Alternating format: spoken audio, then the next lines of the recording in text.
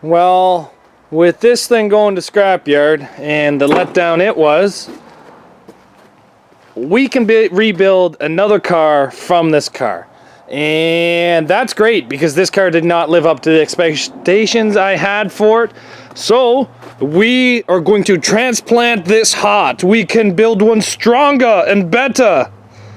So let's go do that, I guess. Dun dun dun dun. Dun dun dun dun dun. So some of you guys might remember this car. This is the car that I built last winter that I was going to run this spring, 2017. I was going to run this car. I got it built, bone stock built. The only thing I did was swap a bumper. So this thing here is about as bone stock as it would be. But this was my first 4-cylinder Camry build and something went wrong. Dun dun dun. The motor, I don't really know, to be honest. I don't know what's going on with it. It kind of runs good one day, doesn't run good the next. I know the bolt that goes in for the timing tensioner is messed up. I know that it's stripped inside the block. I tried to fix it as best as I could by getting a longer bolt, and then I tried welding it to the tensioner. But realistically, I think I was not doing it right. So this motor's junk. Transmission's good, motor's junk. So let's pull this thing out. What we're gonna do is we're gonna take out this older style Toyota Camry with a distributor, and what we're gonna do is we're gonna put in a newer style Toyota Camry motor with coil packs. Listen to that strut. Ah well. So some of the main differences between these older motors and the newer motors is 1, the electrical. 2, the newer motors do not have the catalytic converters in the manifold. 3 is obviously that this one has distributor and the other one has a coil pack. And 4, on the newer cars, that motor mount is not aluminum. But other than that, I'm pretty sure they bolt right into each other.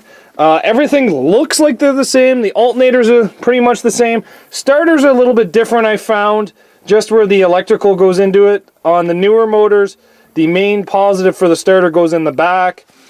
I'm not really overly sure how difficult this swap's going to be, but let's figure it out. Now, how we left this car was basically, like I said, a bone stock build with a window bar, a driver's side inside bar, a post-to-post, a angle bracket for my gas tank, and a angle bracket for my battery box. Now, as you may notice, the computer's hanging down because I've tried swapping different computers in and out of this car, trying to get it to run. So, first thing we have to do is get this thing into the shop, which means we have to move this Toyota, and maybe that Toyota, and then we will use that Toyota to move everything, and we have to move the Dodge. So I guess let's get started.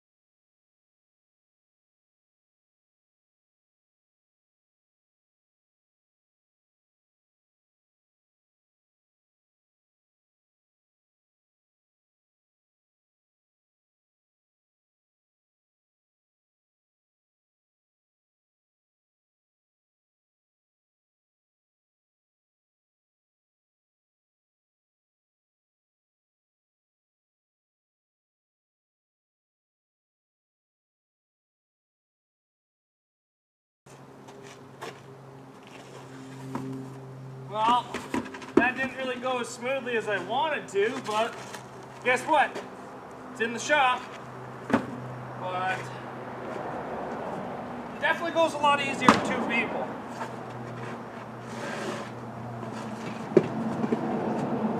And I miss my old shop Camry, the one that didn't overheat and put smoke everywhere, and had an exhaust system, and heat, and a radio.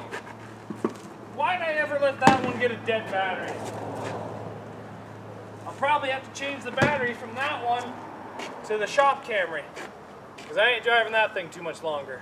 I'll blow the motor out of it if it keeps overheating like that. So this is how we sit right now. I just took off the hood because the hood just gets in the way. What we're going to do to this thing before we pull the motor is we're going to disconnect everything that basically needs to stay.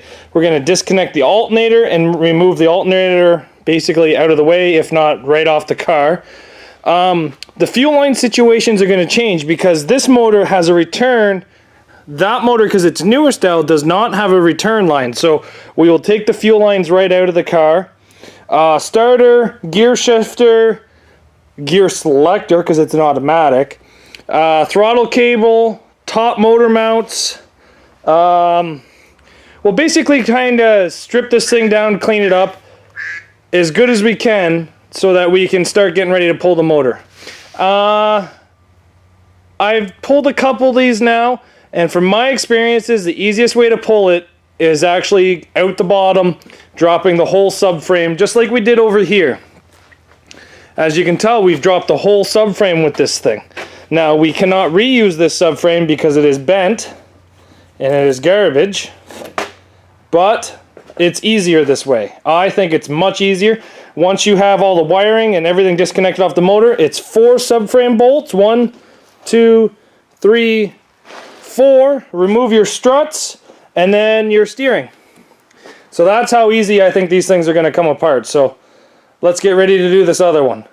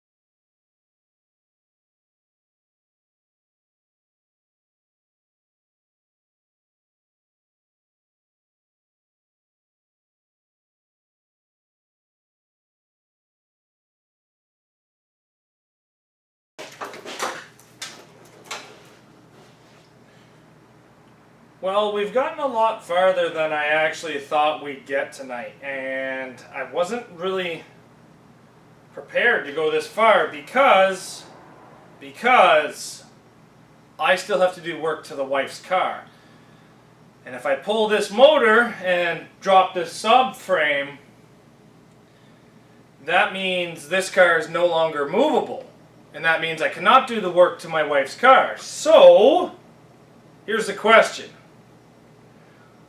Do I piss off the wife or do I not piss off the wife? And she's the one that cooks, so and every time I cook I kind of burn everything, so I don't really want to make her too upset. I don't want to make her upset, that's for sure actually.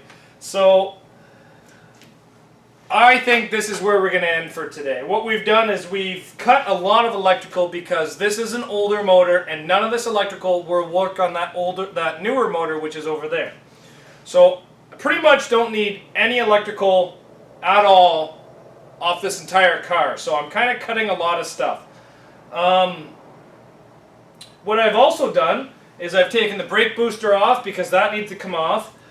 12 mil for the steering U-joint so that the steering right to the rack is now disconnected. We've also disconnected the throttle cable, the transmission selector, because all this has to come off. What else have we undone? We've taken the radiator out, we've disconnected the power steering, and actually caught the fluid so it didn't end up on the floor. We've cut the heater hoses that go to the inside because that's no longer needed anymore. So that's cut. We've made it a lot farther than what I thought we were going to make it today. So I'm pretty happy. So thanks for watching, guys, and come back tomorrow and we will drop the subframe in this, we'll drop the motor out of it, and we'll start changing from the old Toyota to the new Toyota, which includes removing that motor off of that base over there, off that, because that subframe's junk. So I do know that the newer Toyota axles will not go into the older Toyota axle cups. So do I use the older axles completely, or do I use the newer axles? I don't even know if the newer style spindles will fit this older type of car. So as of right now, there's a lot of I don't know up in the air, and I don't really know. So we're just going to have to try to retrofit a lot of these parts from the newer Toyota motor onto